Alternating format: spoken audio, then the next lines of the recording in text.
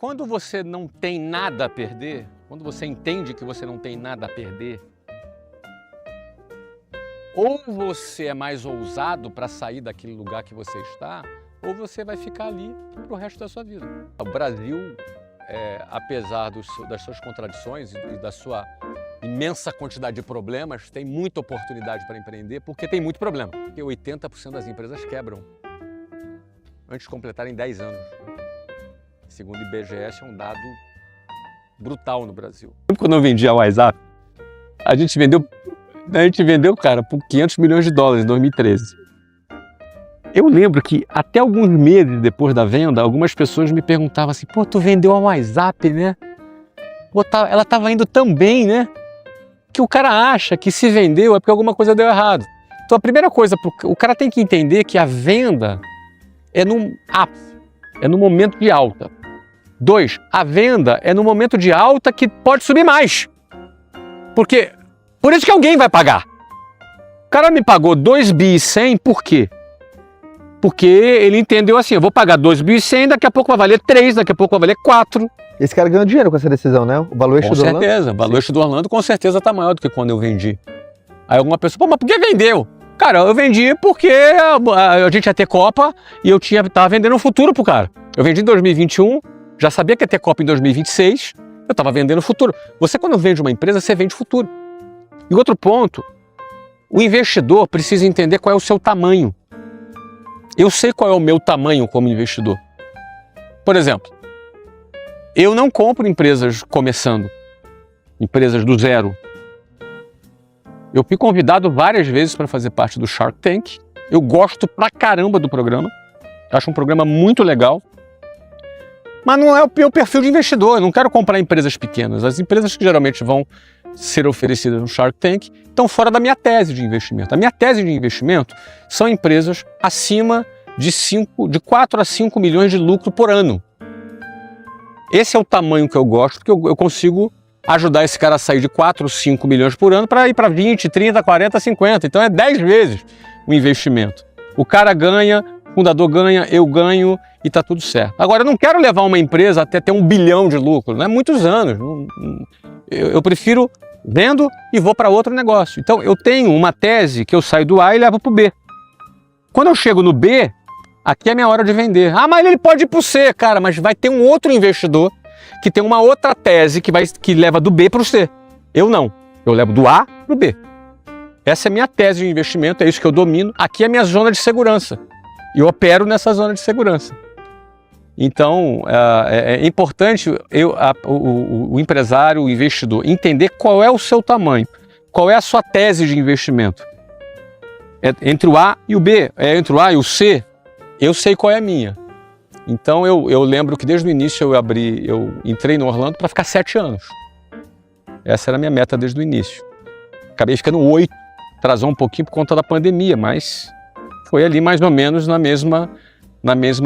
E para alguém que quer trilhar esse mesmo caminho, qual que é a tua recomendação para esse cara? O cara que quer vender o negócio dele bem, porque ele está indo bem, ele quer vender. Tem que ser quando ele está bem. Segundo, o cara precisa entender que quando ele vende o seu negócio, ele antecipa todo o ganho futuro para valor presente. Então, aquele dinheiro é uma antecipação do futuro. Só que tu antecipa e materializa aquele dinheiro no presente, você traz do futuro para o presente e ganha o futuro de brinde. Porque, por exemplo, eu vendi a WhatsApp, eu peguei o futuro e trouxe para o valor presente, peguei essa grana. Depois eu abri o Orlando City, antecipei o futuro, eu tenho 2 futuros já. Só que eu tenho um terceiro futuro. Qual é o meu terceiro futuro? O que eu estou vivendo hoje. Esse presente que eu vivo hoje é o futuro do meu passado.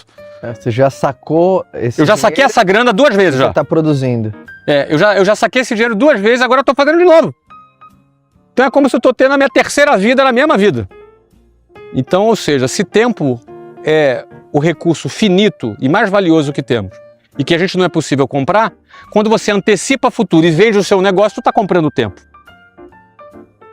Então agora nós temos um negócio que é o maior negócio que eu já fiz. Muito bom esse conceito agora. É maravilhoso, filosoficamente é poderoso. É muito poderoso. Assim, eu tenho 54 anos, sei lá, cara, eu quando lembro do início da WhatsApp é como se fosse na era paleozoica, sei lá, uma coisa lá atrás, mas ao mesmo tempo foi ontem. Então são vidas que você vai vivendo, como se fossem novas dimensões da sua vida que tu entra e que você pode viver. Talvez a física quântica nos explique isso melhor do que eu estou conseguindo aqui, não é?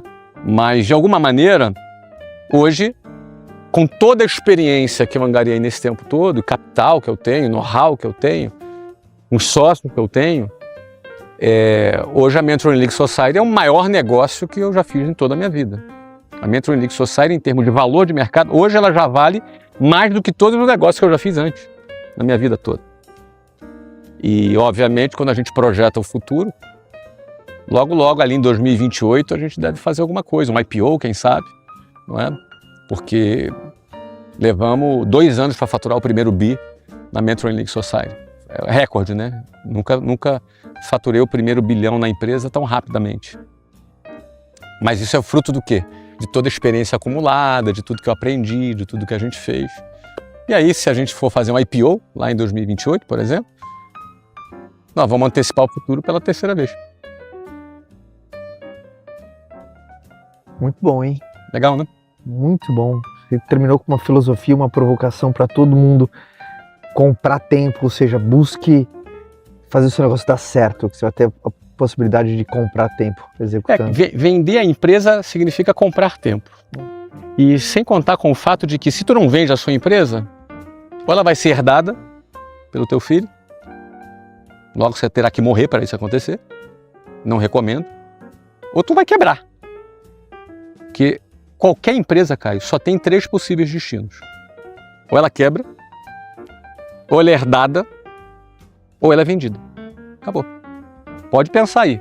Galera que está assistindo, reflete aí. Só existem 3 possíveis destinos.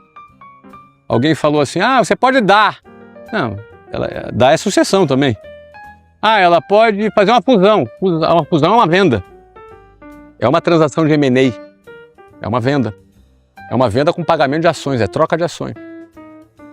Então toda empresa só tem 3 possíveis destinos. Ou ela quebra, ou ela é herdada, ou ela é vendida. Por quebrar não é um bom negócio. Você morrer para ser herdada também não recomendo. Então vender um negócio é o ápice do sucesso do empreendedor. É quando você antecipa o futuro para o valor presente. Esse é o ápice. Então a recomendação, quem quer trilhar esse caminho, é começar a enxergar a coisa pela ótica do equity, pela ótica do valor do negócio e não somente de quanto de lucro um negócio pode gerar. Eu costumo dizer que tem que ter coragem, né? Muita coragem, né? Antes da coragem, ele precisa ter a visão, a convicção, o desejo e a decisão dele. Tirado dele, às vezes, que ele juntou ali a vida inteira. Não é fácil, né? E principalmente porque 80% das empresas quebram antes de completarem 10 anos. Né? Segundo o IBGE, é um dado brutal no Brasil. Começa com visão. Eu tive uma visão. Minha visão foi que o futebol nos Estados Unidos estava em crescimento. Eu estava certíssimo. Tanto é que eu comprei por X, vendi por Y e hoje já está Z. Entendeu? Ou seja, é uma tendência que se confirmou naquela visão. Mas aí, cara, não adianta nada você ter a visão e não ter coragem. Você tem que ter coragem para fazer o cheque. Tem que ter coragem. Eu lembro que eu e a Luciana discutindo o assunto, a Luciana me perguntou qual o pior que pode acontecer. Eu falei, dá tudo errado, o clube fechar e a gente perder 120 milhões de dólares. Aí ela, só isso? Então vamos. Tudo bem. Não era uma fração do meu patrimônio, não é? E eu tinha uma visão, acreditava que iria crescer. E o terceiro pilar da visão coragem tem que ter competência. Porque na hora de executar você precisa ser competente, né? A gente tinha 76 vendedores, inauguramos com 62.500 torcedores e 70% vendidos. Nada disso foi espontâneo. É a nossa competência de vendas, nossa estratégia, nosso marketing, nosso lançamento, a maneira como a gente envolveu a cidade. A cidade tinha orgulho do clube, o nome era Orlando City. Ou seja, a gente criou um argumento de criação de identidade para uma cidade que se sentia Mickey Mouse. Uma cidade em que um personagem de uma empresa privada era mais famosa do que a cidade. Então, Orlando tinha um buraco, um gap de identidade. O Orlando City preencheu esse gap. E a gente conseguiu capturar essa dor da cidade e, cara, isso explica o fenômeno que foi o Orlando City até a sua inauguração, até hoje. É um clube super bem frequentado, é um clube super bem cotado dentro da liga, né? Você falou que quando você conversou com a Luciana e você se decidir essa fração, que exercício você acredita que uma pessoa pode fazer para decidir qual fração do bolso, do capital que ela tem investir no negócio? Você vê que é muito... Depende da fase da vida. Exatamente. Eu tenho duas coisas para falar sobre isso. Por que você decidiu que assim, até essa fração eu vou? Ou você ia um pouquinho mais, ou... Não, o que acontece, Caio? Eu dei muito all-in na minha vida. Cara, eu quando comecei minha primeira empresa, a WhatsApp, não é que eu dei 100% do que eu tinha, eu dei 500% do que eu tinha. Eu me alavanquei pra caramba, no cheque especial, 12% de juros ao mês. Ah, esse cara é louco. Não, cara, louco era continuar onde eu estava. Então, no fundo, quando você não tem nada a perder, quando você entende que você não tem nada a perder, ou você é mais ousado para sair daquele lugar que você está, ou você vai ficar ali pro resto da sua vida. E eu tinha essa consciência plena, você entendeu? Então eu dei muito all-in na minha vida. Muito all-in. Cara, no Orlando eu não dei all-in. Não foi all-in, foi uma fração da minha... Foi uma fração do meu patrimônio, entendeu? Ou seja, eu entendia que se alguma coisa desse errado ali, eu aprendi, eu tive experiência, eu vivi uma coisa que eu estava a fim de viver, que eu queria viver, que eu estava com vontade de viver. Só que ao mesmo tempo a visão que eu tinha era que ia crescer muito, que a liga estava em crescimento. E eu tinha exemplo da NBA, das outras ligas, sabe? E ao mesmo tempo eu tinha competência, eu sabia vender, eu sabia gerir, eu tinha uma competência de gestão e negócio para fazer. E por último eu estava disposto a pagar o preço, trabalhar, fazer o que tivesse que acontecer, fazer o que tivesse que fazer para fazer acontecer. Você entendeu? Então essa pegada é o que eu acho que define, entendeu? Não tem uma matemática, não tem um método, entendeu? Eu enxerguei, estava a fim de fazer, era capaz de fazer, se desse errado, estava disposto a perder, não ia me machucar, entendeu? Óbvio que 120 milhões de dólares era muito dinheiro e ainda é muito dinheiro, mas eu estava disposto, você entendeu? Sabe qual é a diferença do passo de fé para imprudência? Quando o cara tá dando um passo de fé... Eu acho que não foi nem um passo de fé e nem uma imprudência. Eu acho que o passo de fé é você acreditar naquilo que você não vê. Não era fé. Eu estava vendo. Eu tive uma visão. Eu sabia que eu era capaz de fazer. Todas as características necessárias para eu dar certo eu tinha. Eu sabia vender. Eu sabia gerir. Eu fiz as análises, ou seja, não era fé. Fé é quando você acredita em alguma coisa que você não vê. A fé é a certeza daquilo que você espera e daquilo que você não vê. Eu via. A fé é maior do que o que eu fiz. O que eu fiz não exigiu fé. Exigiu só eu enxergar, pagar e trabalhar. Fé é quando você espera que alguma coisa que não depende de você aconteça. Aquilo lá dependia de mim, né? Então, ou seja, não vejo que não foi nem passo de fé e nem prudência, nenhum dos dois.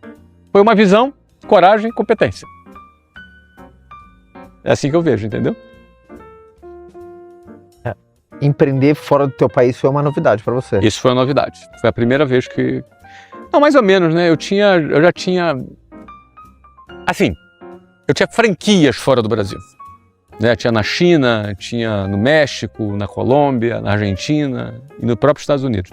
Ali não, eu estava criando e investindo num negócio meu diretamente, né? Foi a primeira vez. Você viu alguma diferença? Principalmente no começo, você falou assim, cara, não sabia que jogar o War assim... É bem diferente. É bem diferente. Eu vi bastante diferença. Quais são? É que também, apesar da diferença, eu entrei muito por cima, né, cara? Você diz num negócio de prestígio. Pô, mas muito prestígio, né, cara? Assim, os americanos valorizam o sucesso, né? Valorizam muito o sucesso. Então, fui muito bem tratado, muito prestigiado. Em 2015, que foi esse ano que a gente inaugurou, saiu aqui a lista das 50 personalidades mais poderosas de Orlando. O primeiro lugar, obviamente, foi o prefeito de Orlando, né? Em segundo lugar, fui eu. Terceiro lugar foi o dono do Orlando Magic. Quarto lugar, o presidente da Disney. Imagina o impacto que a gente estava criando aqui nessa cidade. Eu tenho essa revista lá, até hoje em casa. O impacto que a gente estava criando na cidade, né? Então, a gente foi assim, o brasileiro que realizou o maior negócio da Flórida. Mas para um empreendedor, não num negócio de quem está por cima, o que você vê que para ele é diferente empreender nos Estados Unidos? A cultura, a língua, montar a equipe aqui. Mas a língua. Mas, cara, no final das contas, eu acho que os fundamentos são os mesmos, né? Você vai ter que vender, você vai ter que liderar, você vai ter que ter uma creche de adultos, você entendeu? Tu vai ter que investir em marketing, vai ter concorrência. É como se fosse o seguinte, jogar futebol no Brasil é igual jogar futebol nos Estados Unidos. Talvez nos Estados Unidos você vai ter que correr mais, no Brasil vai ter que ter mais habilidade, entendeu? Mas no final das contas os fundamentos, na minha visão, são muito parecidos. Os fundamentos são muito parecidos, né? Nos Estados Unidos tem menos burocracia, você tem acesso a mais crédito, você tem algumas diferenças. Mas, por outro lado, mão de obra é mais cara também, tem mais concorrência, enfim, tem as suas diferenças, né? Mas aqui no clube, cara, para mim foi uma delícia, assim, foi uma experiência sensacional. Você falou, aqui os americanos valorizam o sucesso. Valorizam. No Brasil, você acha que não? Eu acho que existe uma parcela da população que valoriza o sucesso, sim, no Brasil, mas existe uma grande parcela da população que o sucesso é uma ofensa. Desperta inveja, desperta instintos muito primitivos, entendeu? Talvez alimentado por ideologias políticas ou até equívocos religiosos na interpretação do que as pessoas pensam ser pecado, como se dinheiro fosse um pecado. Então eu penso que uma linha do voto de pobreza, mais uma linha político-ideológica e mais uma linha de uma inveja pessoal, o sucesso seja menos celebrado e ele acabe eventualmente sendo objeto de ofensa, né? A pessoa se sente ofendida pelo sucesso. Aqui nos Estados Unidos é bem menos, né? Esse grupo existe também. Ele também existe, esse grupo, mas existe um pensamento majoritário onde o sucesso é celebrado e é reconhecido. Então eu como latino-americano, como brasileiro, sempre me senti muito prestigiado nos Estados Unidos. Até hoje, aqui nos Estados Unidos, a forma como o americano me trata é bem com bastante prestígio, né?